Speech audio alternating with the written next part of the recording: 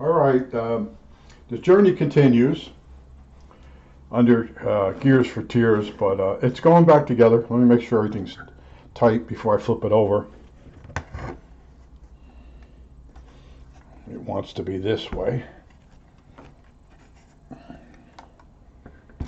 All right, let me get it, make sure it's in the frame.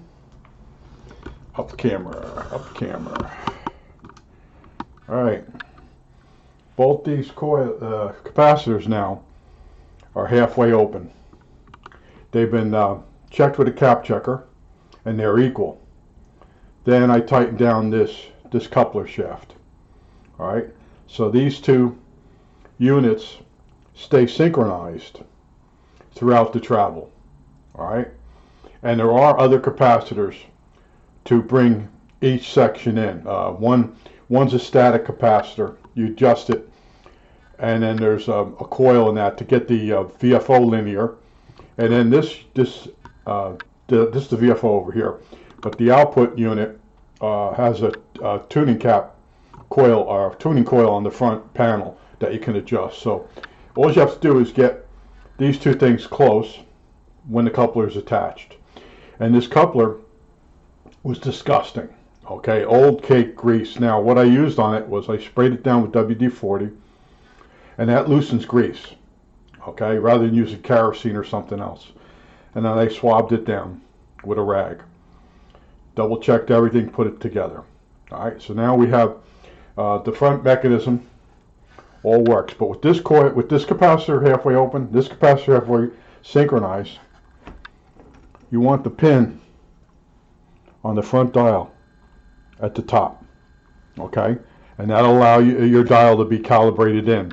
That's the trick, okay. It took a while for me to find it, and there is no book or pamphlet on this transmitter that explains, if you took one of these capacitors out, how to redo the mechanical part.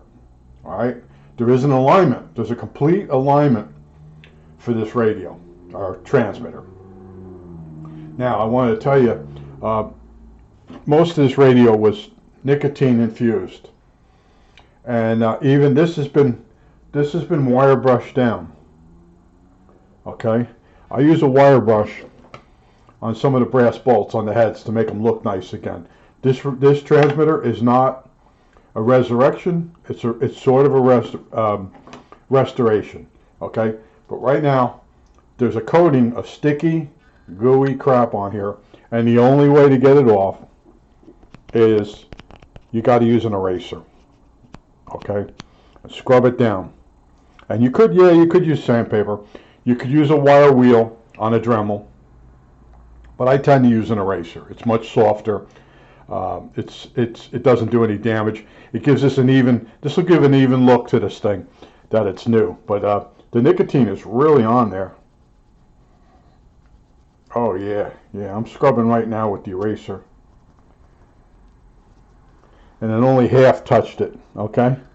So that's the way that's going. And the last thing I have to restore is the output coil. And that piece of metal there is the base to hold this down. This is a choke, and it's really high impedance. Okay, but I'll be cleaning this all up. And this is all nicotine on this thing. And the parts that were covered in here by the bottom cover, they stayed pretty nice, except for that gunked up coupler. Okay, and got that. This is almost like set up like brand new now.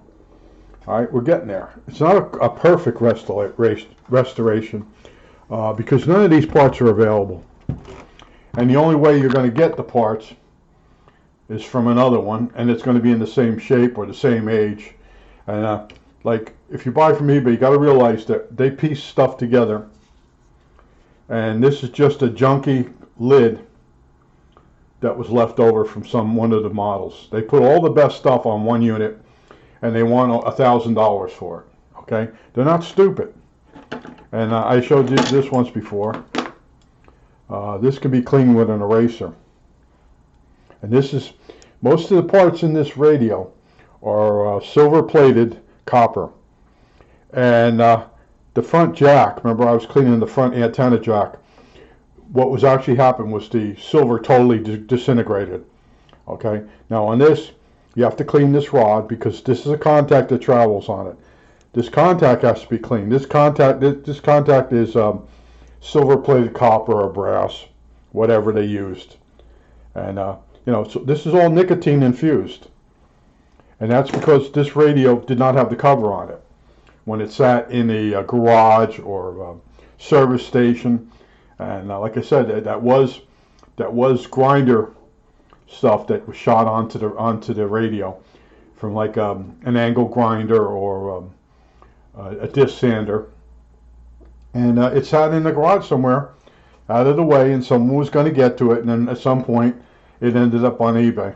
But I'm working a little at a time on it, and the first thing once I get it finished or back together is to get the VFO oscillator to work, and then I might have to modify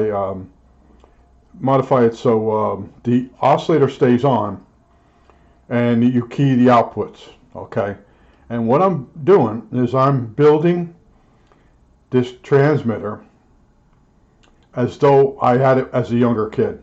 Okay, what I could have done back then. And yeah, I have more knowledge now, but it would have been nice to have a ham flea market near me when I was a kid or something where I could have picked up one of these instead of using a Philco radio. And you know, it wasn't in the cards for me when I was younger to have certain things available, to know that there is a transmitter for $9, that there is a receiver available for $12, getting an old transformer out of an old television set and making a power supply for it. You know, I could have done it. I did much harder projects. I built a regenerative receiver and a few other things, small transmitters, things out of Popular Electronics. And you had to build them from scratch. You had to wind the coils. But I didn't know these things existed. I only looked at ham radios as the big Hallicrafters and, you know, what's the other ones? I always forget the other companies. And some of the companies, even back at surplus, I couldn't afford. Like Collins Equipment. Collins Equipment has always been the cat's meow, most of it. And Hellcrafters was always junk. Some things never change.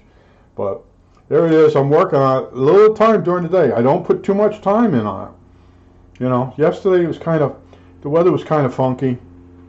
So I worked on it a little bit more. But this is a stay busy project. Now I think we got a nor'easter storm coming up the East Coast, and I'm pretty far in, but it's supposed to hit Philly. I don't know if it was today, tomorrow, or what it was yesterday, but they keep telling us it's going to rain here, and usually it rains at night. And then during the day I go out for a short walk. Maybe I'll clean the neighborhood up.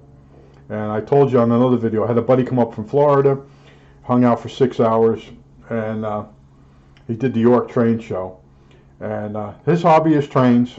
He's really into trains, and I'm really into radio or electronics. Okay, and this is a keep busy restoration. But you know, you look at stuff like this, and it's like, how the hell did they store this? You know, like I said, I figured it out by the grinding pattern of the you know, when you grind with a circular grinder, it throws out a spray. And this whole area, this was disgusting in here, and this part was in a can. This part was protected by this can, but oh, they won't go on with the tubes in. Huh? Cool. But in other words, this was pretty bad too. The grinding stuff actually almost melted into it. It was really stuck. But a lot of it is just nicotine. You cannot believe how sticky nicotine is over the years. And then, well, it's sticky and then it gets rock hard. But people say, that actually protects the equipment. No, it doesn't. It's really hard to clean. And the people that say stuff like that, they've never did a restoration. They got it in the closet, or this could be one of theirs. Okay? It's all talk. And I go into this stuff, and when I looked at this thing, it looked really good on eBay. You know, of course, we now know it's been touched up with some spray paint to make it look a little bit better. You know, I don't know where it was at one time, but all the pieces seem to be there on eBay. But when you actually get it there and see the actual condition, that's the thing. Pictures aren't perfect, and a lot of times the zoom feature on eBay, when you go to zoom in on the picture, it doesn't work. They've shut that off. They're not. They're real smart people. Anytime you see a guy that sold 2,000 products and he has no negatives, that guy knows what he's really doing. And then what he does is, if you complain, he'll have you send it back, and he'll try to make you happy. But sending it back, you lose money. Unless you really know how to negotiate with the guy. And what I found is when you're trying to work with them, the distance, the time between each email gets further apart. They're trying to wear you down to give up. And I bought 4 oscilloscopes from the same guy out in California, and he would take a picture of one oscilloscope and then send you a different one. And I had it out with him, and what he did was he just spread out the time between each email just to get rid of me. Okay, but a scope has rubber feet on the bottom of it when you put it up on end. And when I got them, those were missing, but they're in the picture. And I ended up buying 4 scopes, and out of 4, I was able to rebuild 3. So I have 3 3 Tektronix scopes. They're 465Bs, and that's my favorite scope. It's an analog scope. You can use it for television. You can use it for digital. And the new digital stuff, no, it's not any good. It does show you a waveform. All right, but basically, it's not fast enough to really see some of the triggered signals and stuff. But I'm staying on this. Getting that shaft straightened out and putting that whole mechanism all back together again. Like I said, it's 3 turns on the split gears. If you go through the video, you should have a lot better luck than I had. Okay, because I had to think it out. I had to worry, am I making a mistake? Will it come apart? And I told you that a Bristol tool, I think double check that. Well, I don't want to say what it was, but in other words, I had to buy a set of Bristols just to find out what size this was. And they said it's a number 6. I could not cross-reference a Bristol number 6 to this. Okay, so bought a whole set, and luckily it was in there. And then, like I showed you the secret. You put a soldering iron tip into that set screw and heat it up for 1 minute, and then snap it loose. If you don't do that, you'll strip this out. Okay, I know just from 3 years of working with Bristol, and right away, like I told you, the guy's name was Dave Fuller, and he mounted a soldering iron or screwdriver tips to a soldering iron, and that's so he could undo his screws. His units used Phillips and regular screws, and they were Gliptold or Loctited, and I saw him do that, and that's when I started using the tip of my soldering iron into the set screw for about a minute, and then snap it loose. And see, when you take a unit apart, first you do an estimate of how much it's going to cost for the person that owns the aircraft, and then you got to stay within that estimate. And one of the worst things that can happen is you break off part of the Bristol in the unit, the Bristol set screw, and then you got to get it drilled out. What a nightmare it could be. That's why by heating the Bristol set screw up first for a minute, it loosens the Loctite or the Gliptol, and then it snaps loose. All right, and then I told you, when you put more new Loctite on, you put it on just a little tiny bit on the set screw, and then you put a tissue up against it or a Kim wipe and suck off as much as you can see.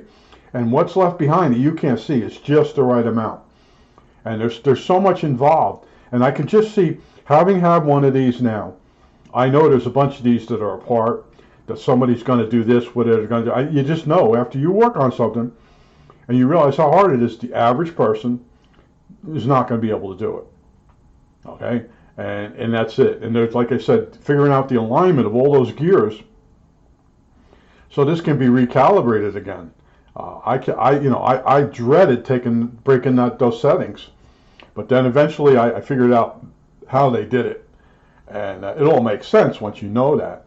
But even putting that that capacitor in 180 and having it closed and opening up instead of yeah, having it go in the wrong direction, because these capacitors, they can go in a full circle. And I remember, actually I turning it this way. It's just the way I am, because this is the way I looked at it for the first time. And I knew all three capacitors were open this way. You can open them the other way too. All right, you've got to really pay attention to what you're working on. And I'm knowing the average person going there like a bull into a china shop, and then how are you going to figure out how to? Yeah, that's the way it. You know, I'm just amazed that when I read the groups and the questions the person's asking, and what they're actually trying to accomplish. And I know they're going to be gone after 3 or 4. You know, they very rarely come back and say, "I got it." After two or three comments or questions, they're gone, because you have to know basic transmitters. You have to know basic mechanics, okay, or mechanical. You know, like they used to say, he's good with his hands. Yeah, that sounds about right. He's good with his hands. It has nothing to do with my hands. It's the brain behind the hands, okay? But people that are college level, paper pushers, they have to say, he's good with his hands. They don't say, yeah, he's got a mechanical mind. He's got a really good mechanical mind. They don't say anything like that. They'll say he's good with his hands. That's an insult, you know. I consider that an insult, you know, because they don't understand what's involved in understanding mechanical, electromechanical, okay. And that's the field I was in when I was doing the aircraft stuff. It was half electronics and half mechanical, and you better know what you're doing. And we had guys that didn't know what they were doing, and we had guys that were really sharp. I think that's it. All right, that's it.